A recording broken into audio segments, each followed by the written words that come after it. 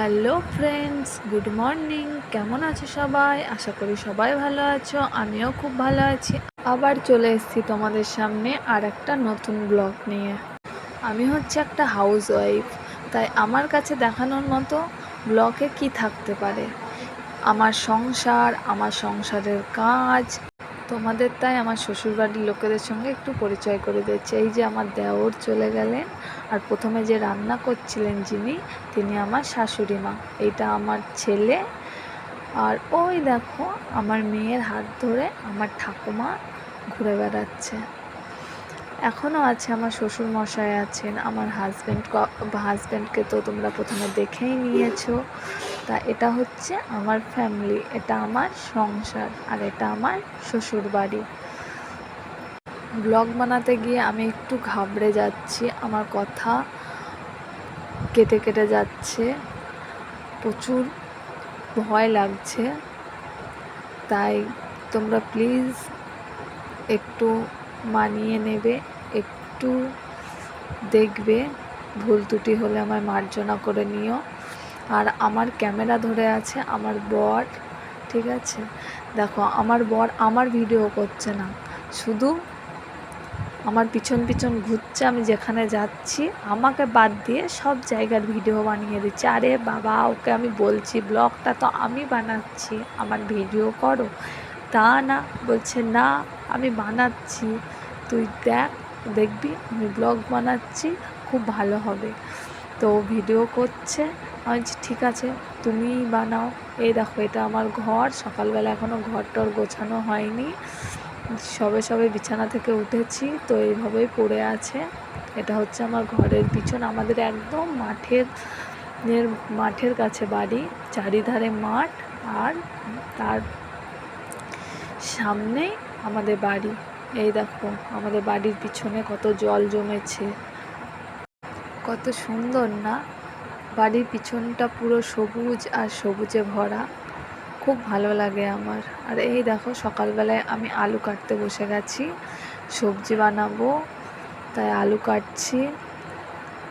এ দেখো আমার বরের কাজ দেখেছো তো? এবার সোজা ছাদে চলে গেল, দেখেছো? আমি আলু কাটছি, আমি রান্না করব, তার ভিডিও না বানিয়ে ও ছাদে চলে গেছে। দেখেছো কাণ্ডটা? দেখো কাল থেকে ওকে আমি দেবই না আমার ভিডিও বানানোর জন্য। ওই দেখো আমার ঠাকুমা আমার মেয়েকে নিয়ে চলে আসছে। আমার মেয়ে এতটাই দুষ্টু, ও শুধু ঘুরে বেড়াবে, ওকে শুধু কোলে উঠতে চাইবে না, শুধু ঘুরে ঘুরে বেড়াবে। এই দেখো আমাদের বাড়ির পিছনটা দেখো কত সুন্দর, পুরো বৃষ্টিতে জল জমে গেছে। পুরো এই বৃষ্টির এই জল জমে যায় না, এই পাশগুলোতে কত মাছ হয়।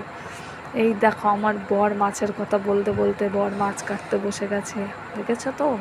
সব কাজ পারে আমার বর, সব কিছুতে আমাকে হেল্প করে, সত্যি খুব ভালো আমার বর। এই দেখো বৃষ্টি পড়ছে, আজকে সারা দিন বৃষ্টি হচ্ছিল, সারা দিন বৃষ্টি, খুব ভাল লাগছিল। আজকে আমি বৃষ্টিতে ভিজে ভিজে কাজ করেছি। দেখো এই দেখো আমার বর চলে যাচ্ছে, আমি দাঁড়িয়ে আছি, আমার শাশুড়ি মা স্নান করছেন। এই দেখো আমার ছেলে দেখো কী করছে, ও সারাদিন দুষ্টুমি, আমার ছেলেটা এত দুষ্টু, সারাদিন দুষ্টুমি। এধারে আমার স্নান হয়ে গেছে, আমি পুজো করতে বসে গেছি, পুজো করছি, পুজো সেরে তারপর আমি করব রান্না। দেখো আমার মহাদেব। বউ মানে বাড়ির পুরো কাজ নিজেকে বুঝে নিতে হয়, তাতে আবার আমি বাড়ির বড় বউ, পুরোটাই আমাকে বুঝে নিতে হবে। কারণ আমার শাশুড়ি মা বলেছে তুমি বড়, তোমার দায়িত্ব সবারই প্রথমে, তাই সবটা নিজের মতো করে করবে। কে কী করছে, কে কী না করছে, সেটা তোমাকে দেখার কোনো দরকারই নেই।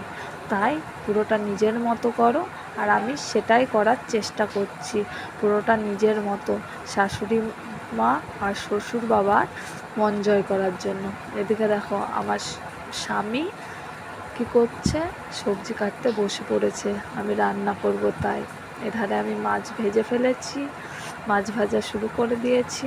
দেখো আজকে আমাদের রান্না হবে ডাঁটা দিয়ে, আলু দিয়ে, কুমড়ো দিয়ে তরকারি, আর মাছ।